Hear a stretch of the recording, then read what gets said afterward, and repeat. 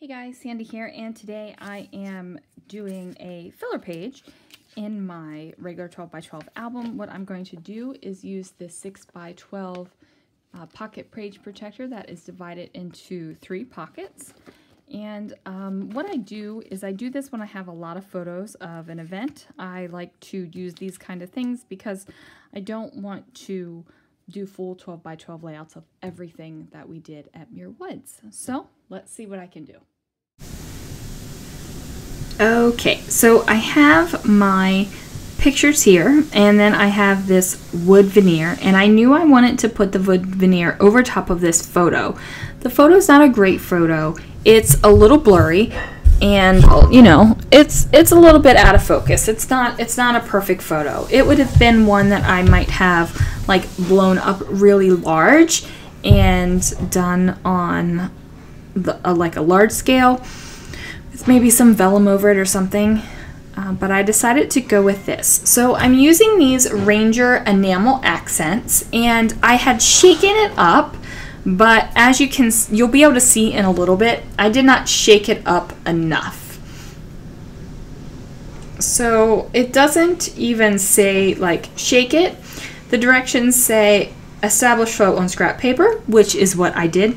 Outline and fill your design, let cure overnight for best results. So I had this going on. I was enjoying the color. I thought the color was fine. And then I started to do it down here, and the color was extremely different. Like look at the difference in color. And I thought, you know what, I'm just going to scrape this little bit off, and then I'll just do it some more, like, because I squirted out the stuff and it was dark. Well, wasn't dark enough. So I spent some time shaking it up, just trying to make sure that it was, you know, one color, and I'm double checking it, and sure enough, it's coming out one color again. So what I decide to do is start over. I decide to wipe the pink off of the wood veneer completely and put that to the side, and then I decide I'm going to try this one more time. At this point, I'm thinking if it doesn't work, I'm just going to have to paint it instead of using this enamel stuff from Ranger. But I really wanted to use the enamel. I wanted that shiny kind of look to it, and the color is not as dark as what I first started, and yet it's also not as light as it was when it was coming out on that V. So I'm pretty happy with this color now, and I'm just applying it and like filling in the spots. I'm not outlining and filling, I'm just kind of like globbing it on. And I did let it sit overnight. I haven't even checked it yet. Okay, so I got up to check it, and it looks pretty good. It looks like I have 1 or 2 air bubbles in it that I did not fully take care of. And you can still kind of see the wood grain if you look hard for it. But there is definitely that enamel shiny look over the top of it.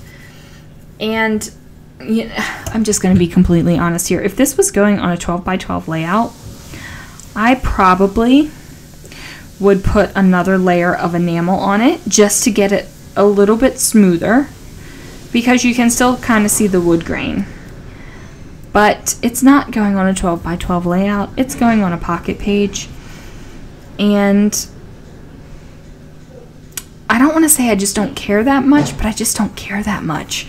So it's going to be adhered on, actually I'm going to adhere it right now, so if you hear any funky noises, that's my ATG working. So I'm just going to adhere it right now. Oops, hit the microphone with the ATG. That's not good. And see how it looks, because I really don't want to enamel this sucker up again. Okay, got him adhered down. I like the look of it. It's looking fine. And here I am just popping out the last little bit where you could see some wood veneer and also some of those air bubbles. But like I said, I still have a couple little air bubbles here. and I'm okay with it. So this is a photo that I'm using, and it is not the photo that is going to be on the spread. It was a duplicate print that I hadn't realized I had done. So now I am just going to take these little cards and do a little bit of decoration. It's not going to be anything super fancy.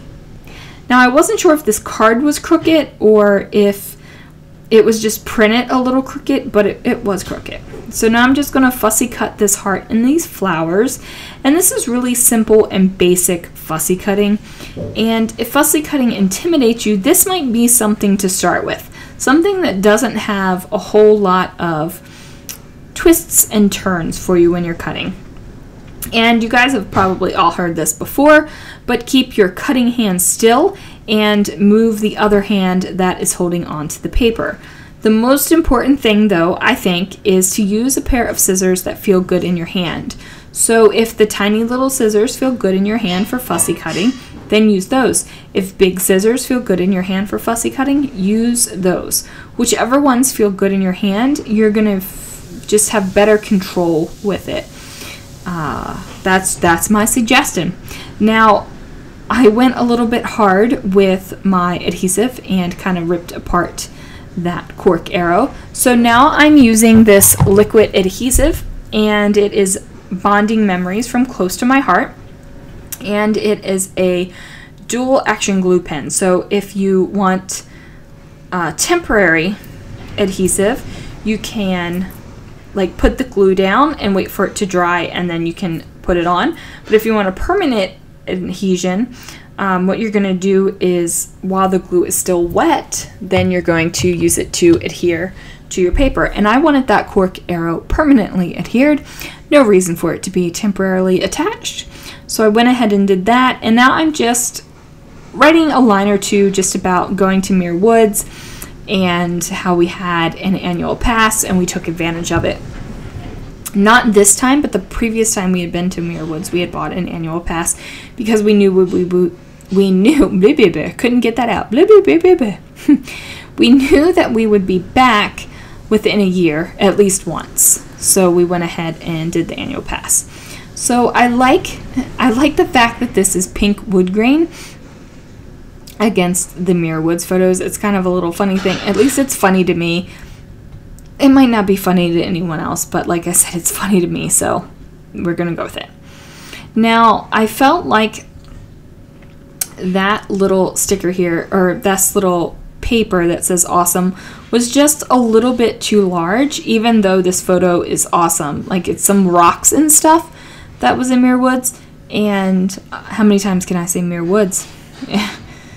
So what I did was just placed it on a scrap sheet of paper and then used my Creative Memory square punch to cut it out, to cut it down a little bit, just to make it a little bit smaller so that it would fit better over top of my washi tape. And I like the way it came out.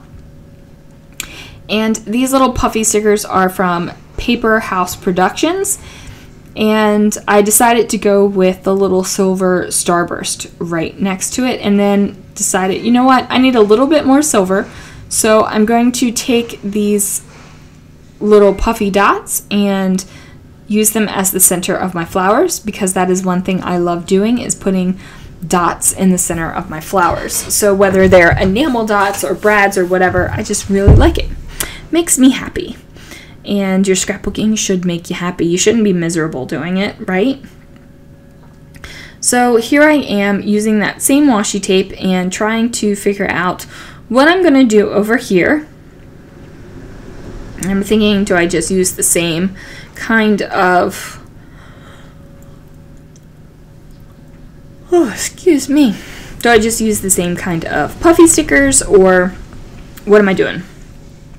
So I pulled out the tree photo where my title was going to be, and I have pulled it out, and I just want to see what it looks like once that thing is going to be dry. And I decided that I needed a little bit more pink, because that is a whole lot of pink on that wood veneer, and I just needed some more. So I used this scalloped circle punch and just popped out a little circle with the pink florals on it.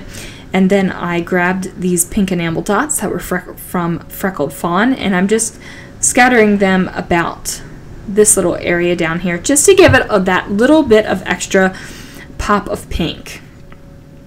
So here it is. That is the finished 6x12 layout. All done, guys. All right, thanks so much for watching, and I will catch you guys next time.